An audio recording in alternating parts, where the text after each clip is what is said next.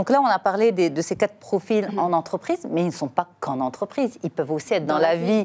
Et c'est ça. Est-ce que c'est plus toxique de vivre avec un toxique que de travailler avec un toxique? Dans tous les cas, ça va impacter votre énergie. Parce qu'il faut comprendre quelque chose. Pour les gens qui ont fait la physique, qui ont fait les maths, ils savent que la seule chose que l'on ne peut pas créer, c'est l'énergie. L'énergie, on la transforme, on la stocke, mais on ne peut pas la créer. Donc nous avons une réserve d'énergie. On mange, on s'alimente, ça nous donne une énergie physique. Ensuite, il faut travailler avec cette énergie et l'utiliser à bon escient.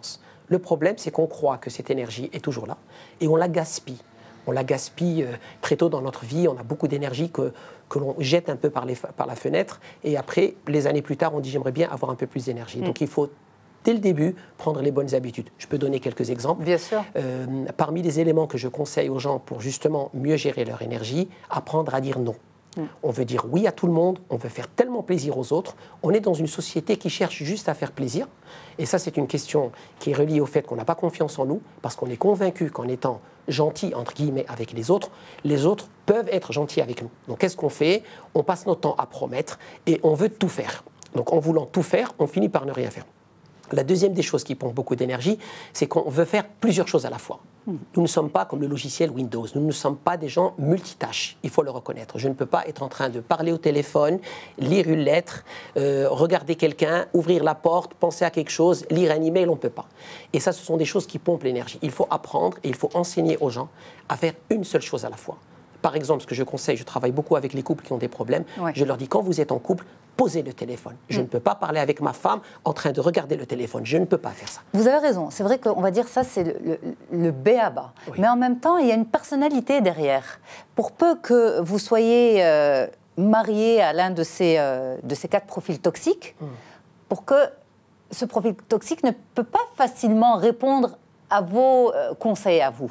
Mais c'est de bonnes habitudes à prendre. Quand on vit en couple, on apprend à faire des concessions, on apprend à faire des compromis pour que le couple puisse s'inscrire dans la durée. Si moi, chaque fois que je parle avec ma femme, elle a le téléphone entre les mains, elle me dit c'est bon, je t'écoute, au bout d'un moment, je vais arrêter de communiquer avec elle. Bien sûr. Parce qu'une communication se fait in visu, je dois te voir dans les yeux. Quand je t'appelle au téléphone, c'est une chose, et quand je te vois, c'est une autre. Donc, on apprend à poser le téléphone, on apprend à faire une seule chose à la fois. Si on est en train de voir la télé, on ne voit que la télé. Si on est en train de parler au téléphone, on ne parle qu'au téléphone. Si on est en train d'écrire une lettre, on n'écrit qu'une lettre. Donc ça, c'est parmi les choses. L'autre chose aussi... Pardon. Si vous avez un conjoint, par exemple, qui ramène constamment les problèmes du bureau à la maison, il fait partie de ces personnalités plaintives. Alors, voilà, c'est vrai que dans un couple, nous sommes faits pour nous soutenir. Alors, quelle est la limite entre se soutenir dans un couple, écouter les problèmes de l'autre, et la toxicité?